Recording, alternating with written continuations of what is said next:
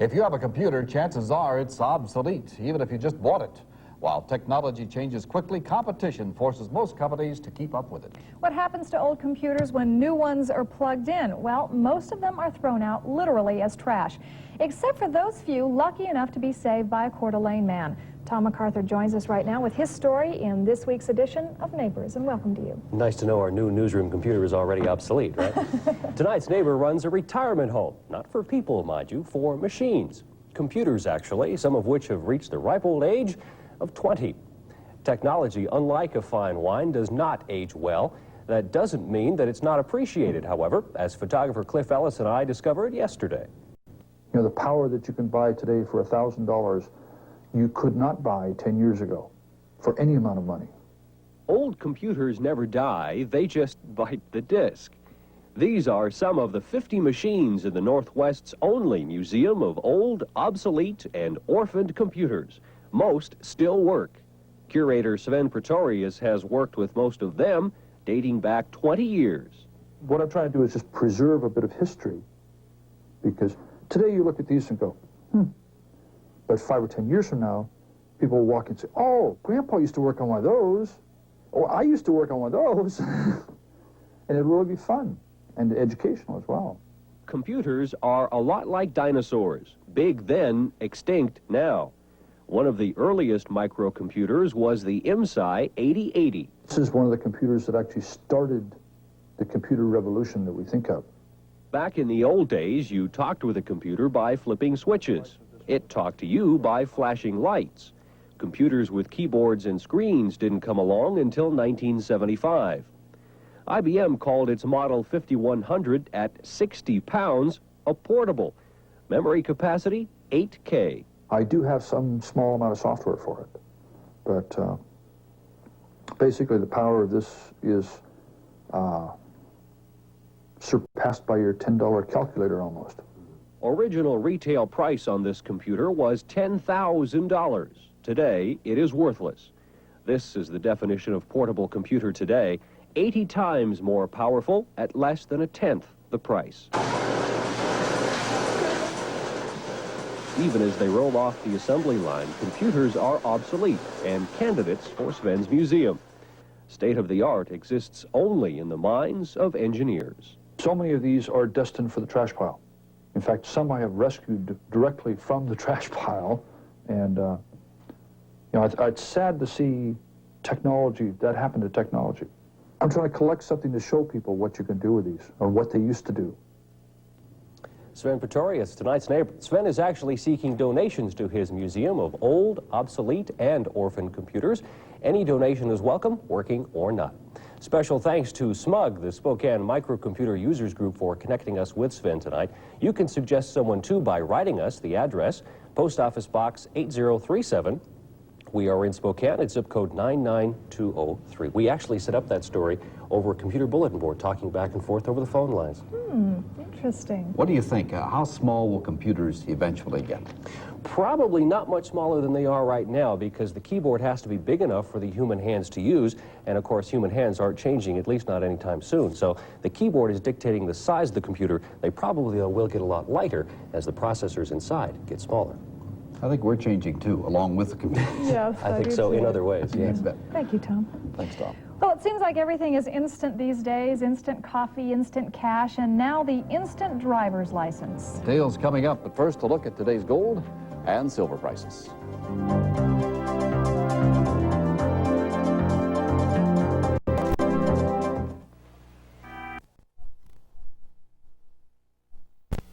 All about those parts because they've made them before. Tom McArthur explains in tonight's edition of Neighbors. Not the real-life parts, but something very, very close. Tonight's neighbors are two brothers who live and work on a farm near Ritzville. By day, they operate combines, tractors, and trucks. In the evening, they make models of them. They are not plastic snap-together kits, mind you. These are models made the hard way. First you make the parts, then you make the model. Photographer Brad Booker and I saw it all happen in a backyard workshop on the Melcher farm yesterday.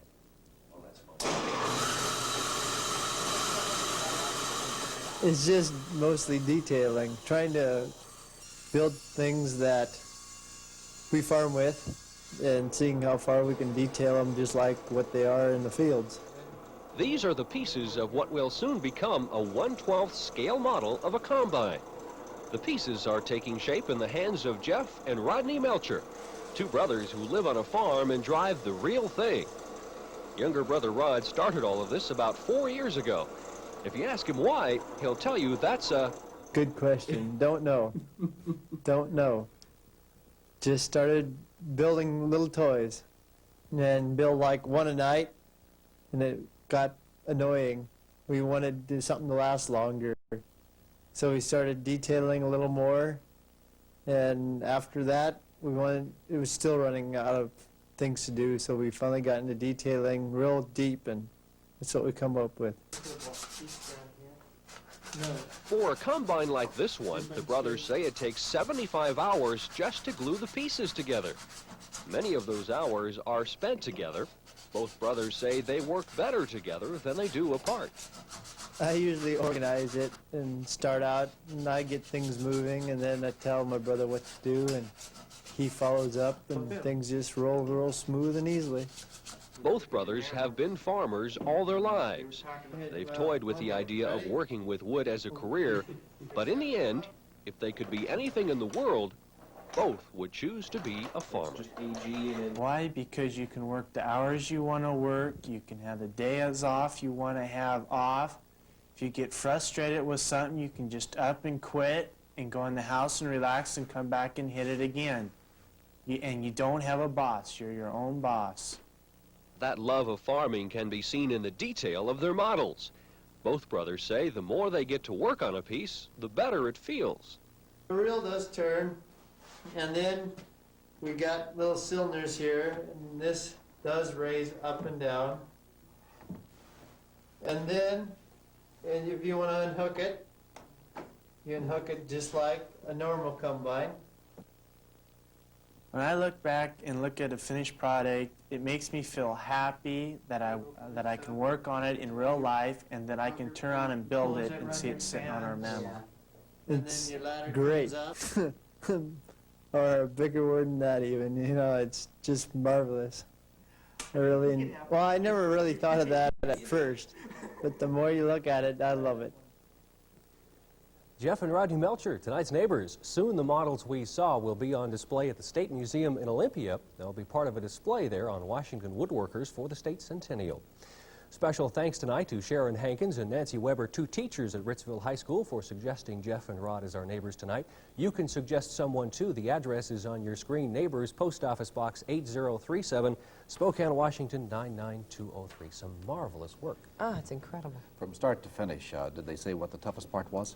They both agreed. Yes, the toughest part, they say, are the details inside the cab. You couldn't really see it in that piece, but they have the stereo radio, the CB radio. It's all there in the top of the cab. That is the hardest part of all. They really do nice work. Really nice, yes. Thanks, Tom. Still ahead on KREM-2 News, we'll hear Governor Booth Gardner's campaign pitch for economic development in eastern Washington. But first, today's closing prices for gold and silver.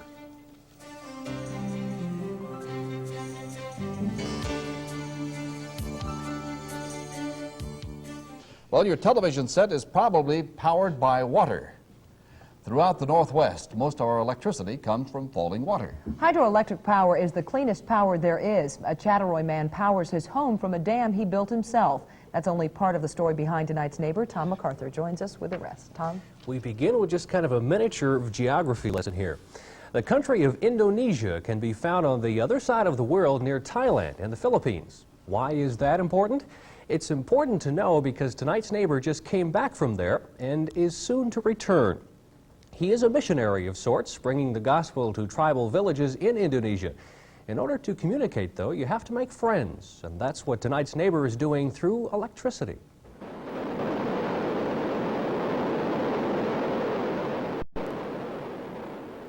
You have to realize you're in a country now that has over 200 inches of rainfall, has a rainy season, a rainier season than the rainiest season. And combine this with a beautiful mountain, rainforest type of environment, and you've got a fantastic potential for small hydroelectric systems. These are the home movies of Mike Johnson.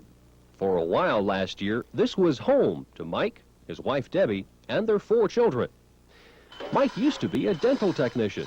Today, he's a hydroelectric technician, sharing his time and skills with villagers in Indonesia. We're members of a local church, and at one time a missionary showed up from Indonesia and expressed a need for electricity at a particular very remote tribal area. She showed me some pictures, and I realized from looking at these pictures there was an enormous hydroelectric potential. Mike is a specialist in micro hydroelectric technology. He built his first project in his backyard on the Little Spokane River. It still works today, providing electricity to his home and to his parents' home up the road. The spark of hydroelectric power for me started when I was about 12 years old, and I used to fish down at that river that you just saw. And I realized then that there was a lot of energy tied up in falling water. And it didn't really blossom until about, 6 years ago, 7 years ago, maybe a little bit more, when I actively got involved in developing sites. But I've always had an interest in hydroelectrics. Mike makes most of the parts for his micro hydroelectric plants in his backyard workshop. Most of these parts are of his own design, specifically for the project they'll be used in. These crates contain parts for his next project, as well as the personal items Mike and his family will need when they travel back to Indonesia again this summer. This trip is to Sentani, Indonesia. It will last 4 years. In the end, a dozen more villages will come to life through the electricity generated by the work of Mike Johnson. Well, I could say it's a tremendous adventure, and I love an adventure as much as anybody else, but I really feel that we're putting our faith into action. I'm a Christian, and I feel called to do this. It's a case of using our skills to go out and help other people, help them to grow, to mature, and to really lead a better quality life. Mike Johnson, tonight's neighbor. Mike says it's quite the culture shock to live in a place like Indonesia, as you could well imagine. Life is much slower there, he says. He also says he and his family spent their nights talking with each other and playing board games instead of watching TV, which I suppose isn't all that bad. Mike was kind enough to give me, this is a bird arrow. There are no fast food restaurants out in Indonesia. You got to catch your own. So this is how they get their birds. Put this in a bow, shoot the bird, and have your dinner. Wow. Culture shock, I'm sure. Yes. It sure is. How do the people of Indonesia feel about having electricity? Did he mention that? Actually, we talked about that. He was saying that the natives there refer to him as Dad. They think of him as a very kind of an authority figure. And once you break that down, it's just like friends. And then you get to preach your word of the gospel through to them. And that's what it's all about for Mike. An interesting guy. Thank you, Tom. Yeah. When you think of a museum, you normally think of a big marble building with glass cases and paintings. One museum, though, has everything out in the open. Its exhibits contain what most people took for granted generations ago. The museum's curator is one of our neighbors, and Tom McArthur joins us with more in this weekly report. Yeah, not your formal museum, something much more comfortable. Tonight's neighbor collects and preserves pieces of history. They used to be pieces of everyday life, but with the passage of time, they have become something special. The artifacts are stored on the Klein family farm, where photographer Russ Cameron and I ventured this morning. We begin our visit in a homesteader's shack built in 1889, the same year Washington became a state. This is a log house that was built about almost 100 years ago over near Spokane County, and they were going to burn it down, and so Dad liked to preserve history, so my son Mark and I moved it over. We tore it down, moved it, and then set it back up a log at a time. Walk into this homesteader shack and you walk into life as it was in these parts 100 years ago. This house was built when light came from oil lamps, clothes were sewn with help from your feet, and dinner was cooked over an open fire. Gerald Klein and his wife Carol keep history alive on their Edwall farm, and a legacy started by Gerald's father. Well, Dad was a great believer in history, and so he thought to preserve some of the history, started saving things, and after we got too many to keep laying around, why then we built that building up there. And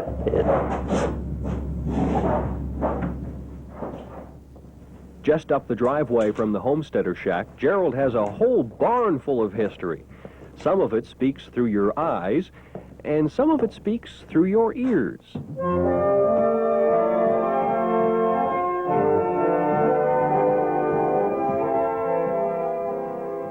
Like the notes from this old song, memories drift everywhere in this place.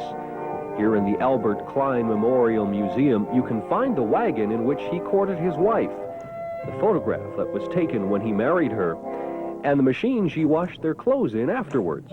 When their mail arrived in 1871, it was sorted on this desk. We have the first post office in this particular area. It's called the Sasson area. This little post office here was in the Cosgrove living room, and then Mike Kinchy would haul the mail out in those mail bags on a saddle horse from Sprague, and they put it in the post office, and the people could ride horseback over to Cosgrove and get their mail. People oohing over this, that, and it was everywhere like that. So I get a pleasure out of that. I get a great satisfaction out of knowing that I've got things that my great-grandfather had and my great-grandmother had, and it just brings great satisfaction to you to know that you're still preserving something that they use daily.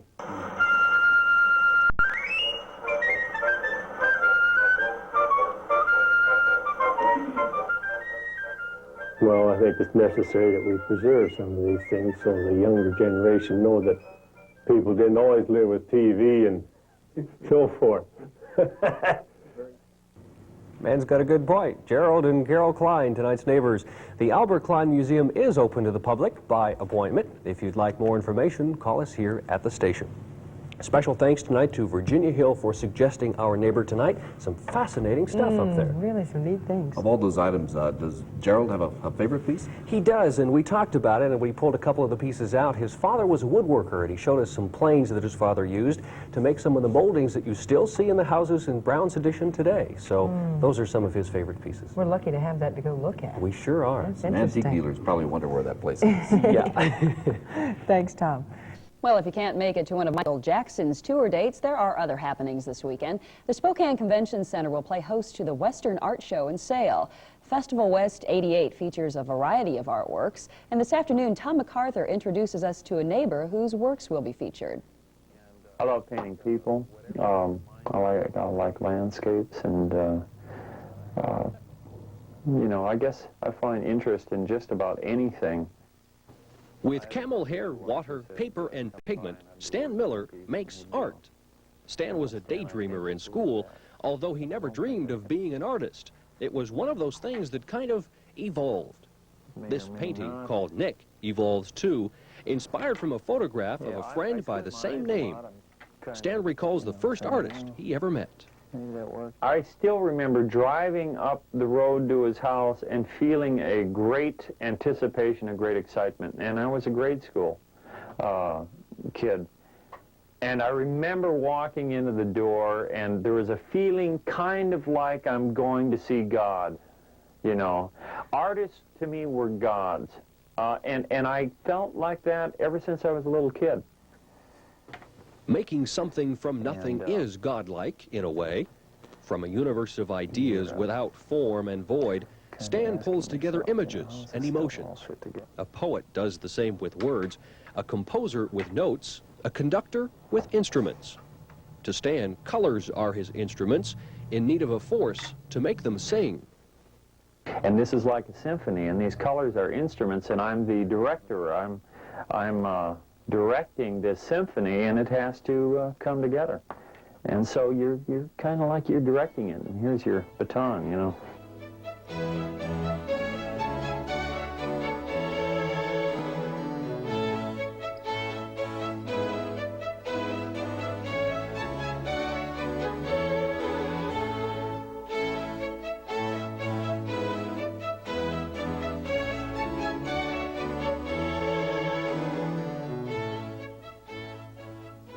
Stan's paintings are comfortable, friendly faces, familiar scenes.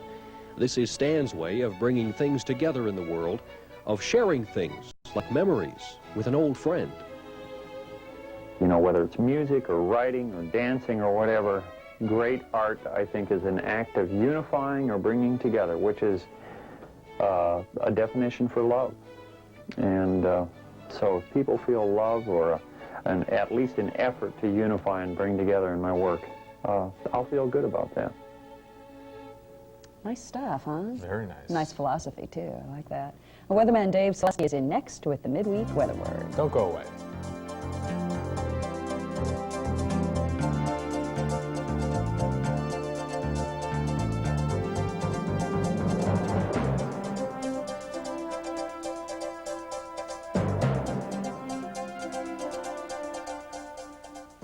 What about the students that we have in our audience, the students that are at home? All three of you admittedly said that this is a 78th market. That means small size. But yet you all three admittedly said you want someone with experience who's done this, this, this. They don't have tapes with that. What do they do? I don't think this is a small market. I think this is a medium to major market.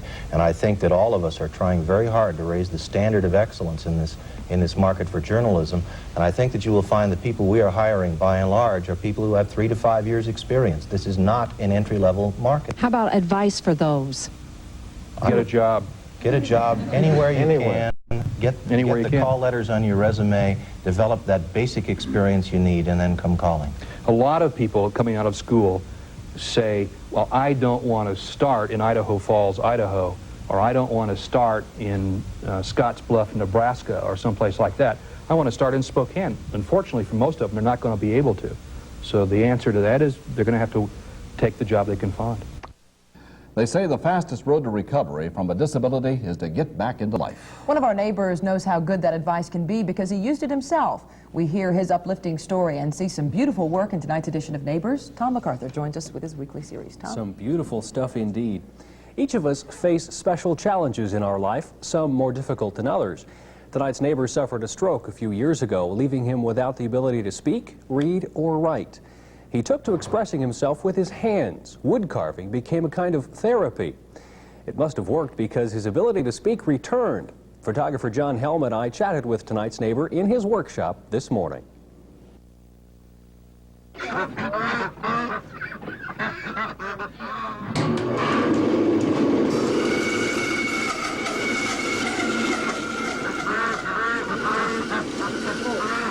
The wings to a person's soul can sometimes be found in strange places. Cease Kruger found his in wood. Cease had a stroke a few years ago.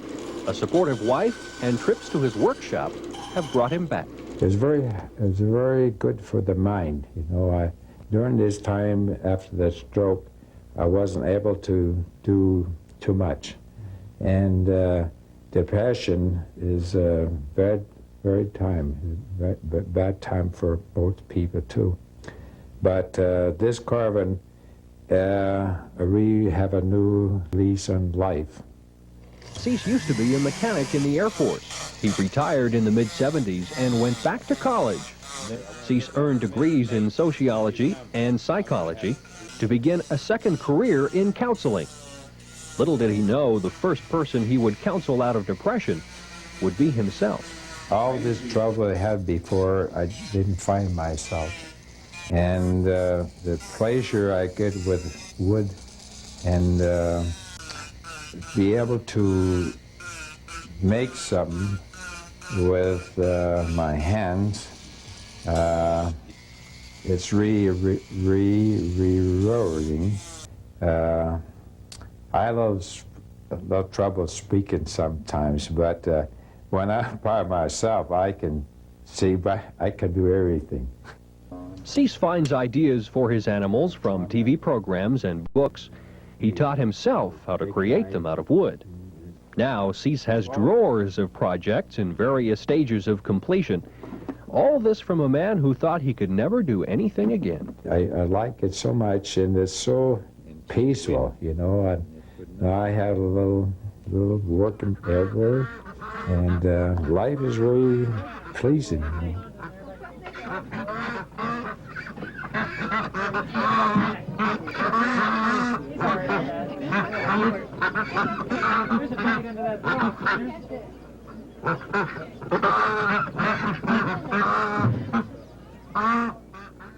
You're right, those were some first-place ribbons there. Cease Kruger, tonight's neighbor. Cease says his ability to read and write is coming back also, slowly but surely. He hopes within the next year or two to write a book on wood carving. Special thanks to Jim Alma for suggesting Cease as our neighbor tonight. Some wonderful stuff. We added the sound effects, but you almost really didn't need them. The birds came to life all on their own. You could probably write a book on recovering through that kind of therapy. That too, Oh, yeah. Good idea. Inspirational thing. Thank you very much. If you've ever peeked inside an old radio, you've probably seen what's called a vacuum tube. Vacuum tubes are those little cylinders of glass and metal that used to power everything from radios to radar. Today, they power the hobby of one of our neighbors. And Tom McArthur joins us now with another chapter in our weekly series. Tom? We're talking about these pups right here and somebody in Spokane who knows them very well. Tonight's neighbor runs the Spokane Tube Bank. It's a place where people deposit their old vacuum tubes, usually forever. To most of us, the obsolete vacuum tubes are junk. To tonight's neighbor, they are treasures. Vacuum tubes are capsules of history, steps of technology. And if you stop to listen to their individual stories, they are very interesting. Photographer Brad Booker and I stopped at the home of tonight's neighbor this morning. The first question bound to enter your mind when you step into Ray Kressick's basement is, what on earth is this?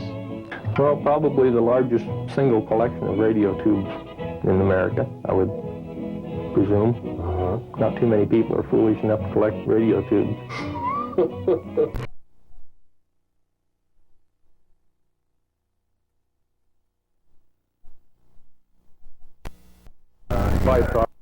Another hobby I have, amateur radio. And when my father moved to Spokane and shut down his radio store up in the Okanagan country, we were going to haul a bunch of tubes to the dump one day. And there were some pear-shaped tubes that came from the 1920s in that collection, and I just couldn't bring myself to hauling them to the dump, so I guess you can blame my father for this collection. The first vacuum tube was invented by Lee DeForest in 1906. DeForest called his invention the Audion tube. It's the big thing on the left. The tube made him the laughing stock of the world. He was indicted on federal charges for defrauding the public with a worthless device. This so-called worthless device is known today as the triode vacuum tube, the most developed, or the most valuable of all electronic discoveries. Paved the way for radio, TV, and the computer. History tells us DeForest had the last laugh as the world began to embrace a new gadget called the radio. The biggest tube in Ray's collection stands 5 feet tall. It used to stand next to 4 others like it at WSM Radio in Nashville, Tennessee. So that broadcast Minnie Pearl and the country music for miles around. Grand Ole Opry live, from one corner of America to the other. Another tube made a more famous contribution to American history. This one displayed our beginning to World War II. This tube right here was in the radar station that detected the Japanese planes coming to bomb Pearl Harbor in 1941. Why do you think it's important to keep these things around? Well, if somebody didn't save them, they'd be in the dumps today, I'm sure.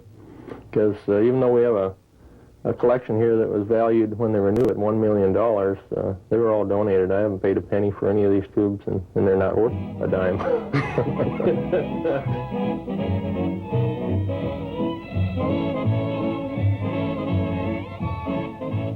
A lot of nostalgia would be brought out if those early broadcast tubes could talk.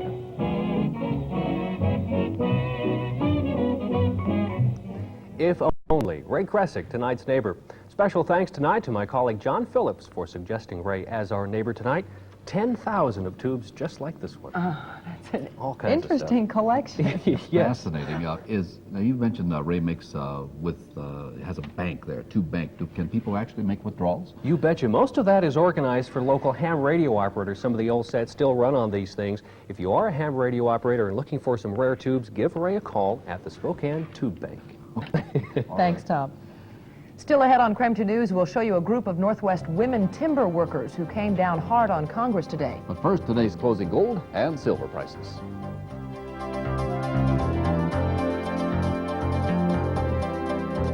With that in mind, April 15th means different things to different people. To some, it's their birthday or perhaps anniversary. April 15th means only one thing to tax accountants: freedom. Tom McArthur joins us live from downtown Spokane, where some accountants are celebrating their independence. Tom? That's right, Charles and Maureen. In fact, you could almost call this New Year's. They are celebrating New Year's. Now, they are CPAs from the firm of McFarland and Alton here in Spokane.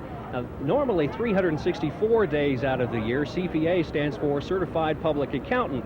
On this day, though, CPA stands for, guess what? Can party all night, and that's what these people have started to do right behind us. These people, some of them tell me that they've had to write postcards to their kids and wives at home telling them that, yes, they are still around and still willing to come back and say hi to the rest of the family. That's how busy this tax season has been. Joining us now is Martha Schwab, the firm administrator for McFarland and Alton. I'm curious to find out how busy a tax season this has been compared to those you've known from years past. Well, I'd say in the 6 years I've been here, this has been the busiest. We've had the most people hired, and we've had the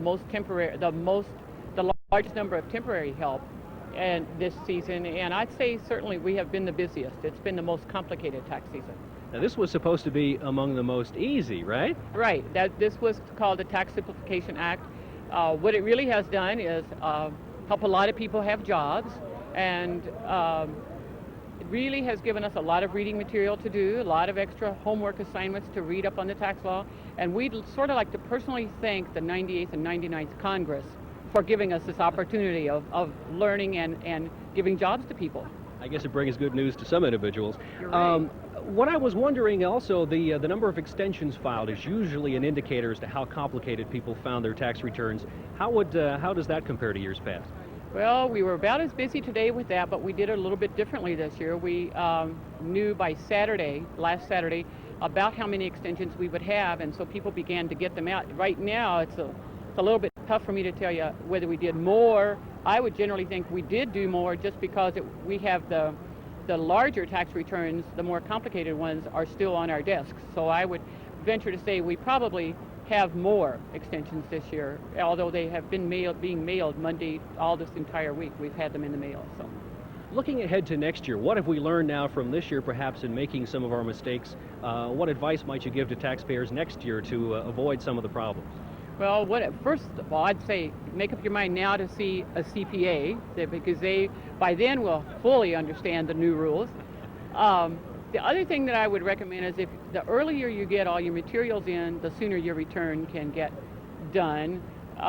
Some returns, some people don't have all their data in time, but those who have their data, if they get it in earlier, you get your return sooner. Just because early in the season, our processing is faster because we have fewer big, heavy returns, and so you can get them out in a much shorter time. At this time of year, in the last 3 weeks, we've probably had people waiting 3 weeks for returns.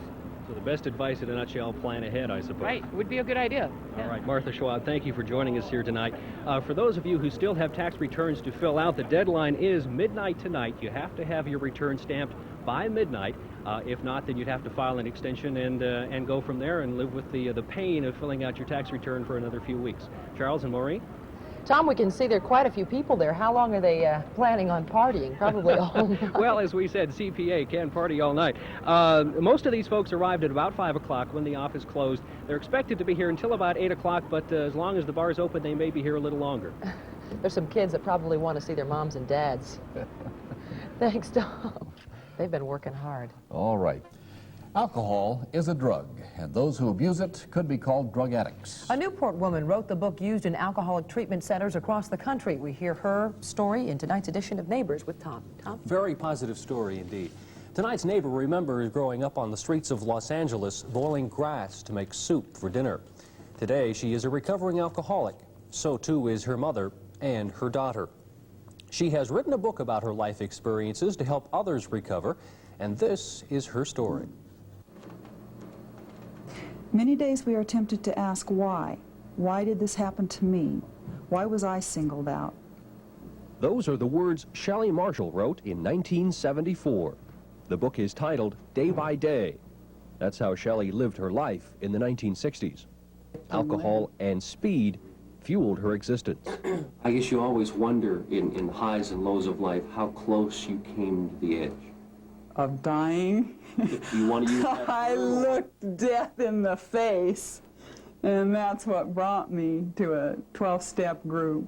That's what brought me, I said, no, I don't want to die. I don't want to, and I was dying. Shelley came to the realization one day that she had a choice to either live or die. She chose life and entered a treatment center in Denver. It's there she got the idea to write a book.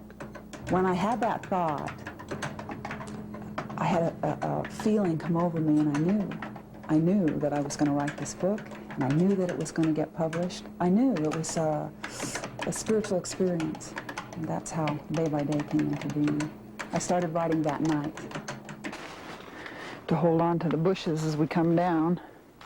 Shelley left her dark and troubled past 18 years ago. She has been clean and sober ever since. What some people might have tried to hide or at least keep quiet, Shelley tackled head-on, opening her life to the world. Merely by the fact you've invited us to share it with you today. You don't have to do that. Why? Well, it's part of my recovery. It's an actual integral part of it, is that people shared with me. People opened up their lives to me and their souls and their heartaches and their triumphs. And they shared everything in recovery. And their recovery helped me recover, and my recovery is going to help other people recover. Shelley's best advice: if you think you have a problem, you probably do. At least, she says, go and find out while you're still alive to do something about it. What's the best feedback you've gotten from your book, the best one-liner that somebody's said to you? You saved my life. How does that make you feel? Oh, it makes me feel wonderful. That's what it was intended for, you know. So I've gotten letters. I've had people come and tell me in person, say, you saved my life. I read this book every day. Okay. That's what it's all about. Yes. Shelley Marshall, tonight's neighbor. Shelley has written 3 books, by the way: Day by Day, Young, Sober, and Free, and soon to be published Grass Soup. All 3 deal with the biggest challenge of her life, alcoholism. You talked about Shelley's books. Any idea of a movie or possibly television? We talked about that. The last book that she's writing, as we mentioned, Grass Soup, they're in preliminary negotiations to make that novel a movie, so watch your TV screen for it at some time in the future. I'm sure her words have helped a lot of people. They sure have. Okay. Thanks very much. Thanks, just ahead, we'll show you a new wildlife protection program that's a real bomb, literally. But first, today's closing gold and silver prices.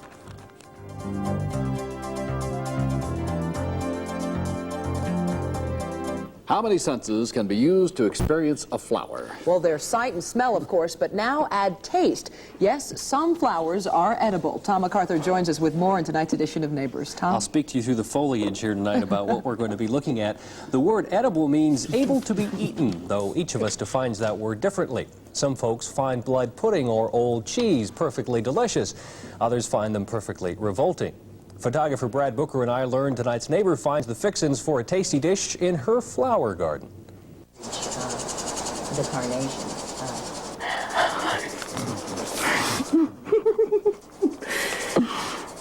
It's good. I did eat it, and it Many is good. parts are edible, Ewell Gibbons used to say. Of course, he was talking about pine trees. Doris Daylat says the same thing about flowers. It tastes, the flavor resembles a radish. You've got to know what to look for. Rose flowers are edible. So are chive flowers. And as we just saw, nasturtiums are too. This is a pretty flower. This flower is just as pretty as a petunia. And if you're going to go to all the trouble raising something in a pot and watering it and feeding it, why not something you can eat? I mean, it makes good sense to me. Raising edible greens is a growing field. People have been eating what grows in the field for years.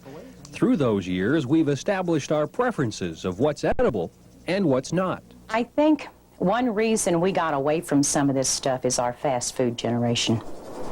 We're not gardeners anymore. We're not in touch with nature anymore, and we don't even know where our food's coming from.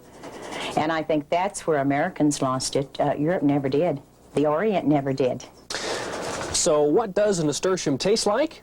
Well, let's be bold and find out. She said to eat the whole thing.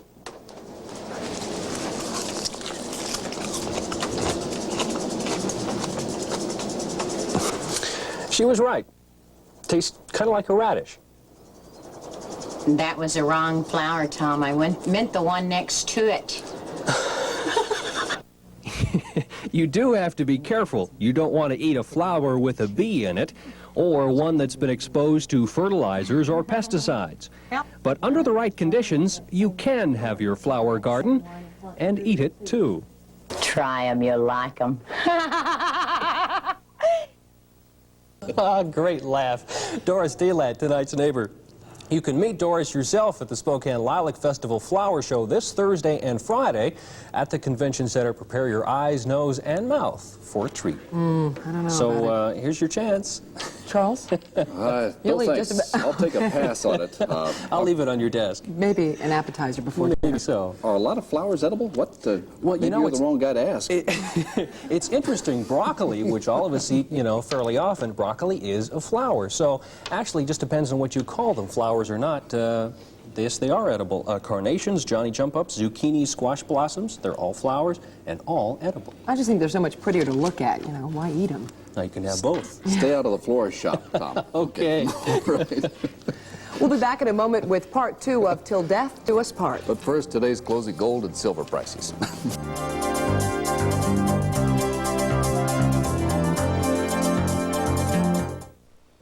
What makes a boomerang boomerang? Some say it's the wind. Some say it's luck. Tonight's neighbor says it's all very scientific. Our Tom McArthur introduces us to this week's neighbor, a master at the science of boomerangology. Well, boomerangs were invented hundreds of years ago by the Aborigines. We still don't know exactly why they work. When you throw something and it comes back, that means either someone threw it back at you or what you threw was a boomerang. A professor of technology at Eastern Washington University gets things thrown at him all the time. Not from his students, mind you, because he throws boomerangs. So we learn an awful lot by repetition. So what I Class, meet Professor Glenn Fugelsby, who can teach anything to anything. And I took a piece of wood, and I thought I would teach it to do some things. So I said, lay down, and the wood laid down. After some practice, the wood just laid right there. And I even took some bark, and I said, be quiet, and even the bark was quiet. That's easy. Say, how about teaching a stick to come back when you throw it? Aha, that's the trick behind a boomerang. I say that a boomerang, if it returns, if you throw it and it returns, then it's a boomerang, regardless of what shape it's in. And there are numerous shapes of boomerangs. What actually makes a boomerang boomerang has something to do with the shape. Well, a boomerang is built a lot like an airplane wing. In fact, this boomerang essentially is 2 wings without a body. And so there's a leading edge here.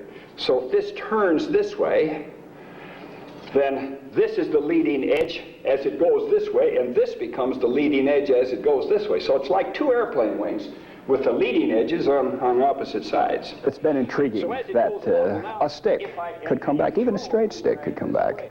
And there's been an awful lot of research. This has been going on for hundreds of years. And there's been an awful lot of research. There are an awful lot of unanswered questions. However, there are some questions that have now been answered, so it makes it a little more interesting. How could something, though, so seemingly simple be so complicated and yet today still not fully understood? Because of all the factors involved. It's not simple. You talk about aerodynamics, you're talking about all the environmental factors, the wind, all the principles of physics. It's very physics oriented. We have pretty controlled wind conditions out in here, so it should work pretty well. Glenn is no ordinary boomeranger, and his boomerangs aren't ordinary either. Glenn's favorites are these 6-bladed jobs, which he makes fly like a pro. It's not this way. It's over your shoulder and vertical in nature. And then as it goes out now, you watch, it'll go out and it'll turn this way.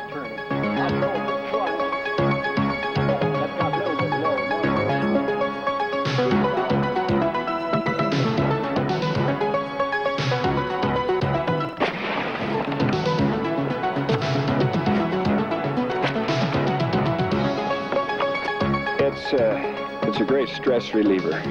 If you really can't go out and worry about all your problems, you have to really concentrate on what it is you're doing if you want them to come back. And then it's a good source of exercise.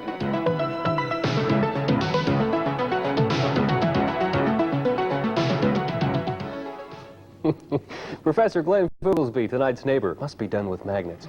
Glenn often takes his boomerang show on the road for demonstrations. Interested? Give him a call at Easter. Have you tried it? You know, he let me try a couple of those out there. Like a lot of things, it is much easier, actually much harder than it looks. There's a certain amount of strength you have to put behind it, a certain flick of the wrist.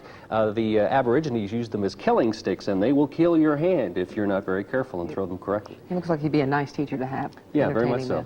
Fun story to do. It was. Okay, thanks, Tom. Coming up, we'll have a look at former Senator Slade Gorton's quest to get his old job back. But first, today's closing gold and silver prices.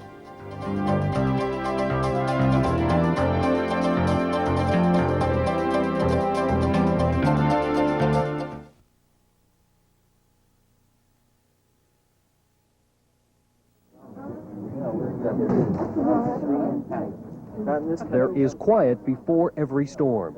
The storm brewing here is deadly. The thunder will come from gunpowder. Well, this is the first year I've been out to this particular one, and it's kind of nerve-wracking, I'd say. A little bit nervous. Well, I feel okay. I've been out. This is my third year out, so I'm going to go out there and do my thing and come back and probably get shot a couple times and have a good time. The battle begins with several explosions close to camp. The fun is over. Now people become soldiers. Copy, go ahead. Patients are in 125 degrees, 35 paces. Base camp is told 7 soldiers have been wounded in the field. Coordinates are passed along to medics whose mission it is to go out into the battlefield and retrieve them. Out there at 35, 40 paces, there should be 7 patients scattered, all right? Okay. Okay. Don't forget to check your weapon. Over there, with a blue flag. The weapons are real M16s. They are firing blanks for noise and laser light to be detected by these black sensors. The soldiers know if their detectors go off, they've just been killed. Medic! Hey, over here! Hey, medic! Hey, don't leave us! No problem, man. All soldiers look the same in camouflage and khaki. When you take a closer look, though, you realize there are people here. Where are you from? You ever hear of a dink town called Post Falls? Montana. No, Idaho.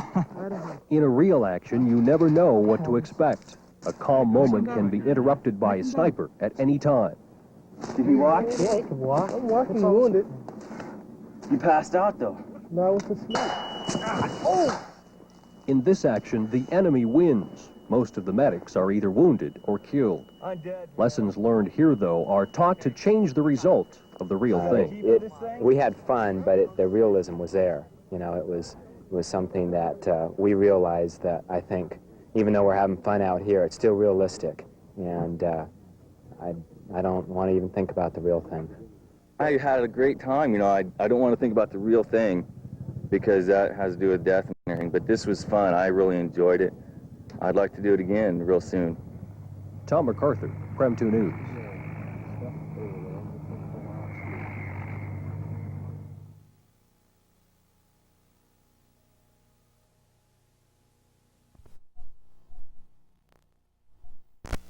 Universe, you touch them, you're moss, and every trouble and the whole world disappears. It's something you do to please yourself, please nature, and it's something that's very beautiful to look at later. The tamarack will be completely bare, just like our trees in our yards, and then you watch them set on these little fat buds. And it's exhilarating. You've conquered one more year. You know that this tree has lived for one more year. With another of our neighbors, I'm Tom McArthur for KREM-2 News. One of the measures to be decided in the general election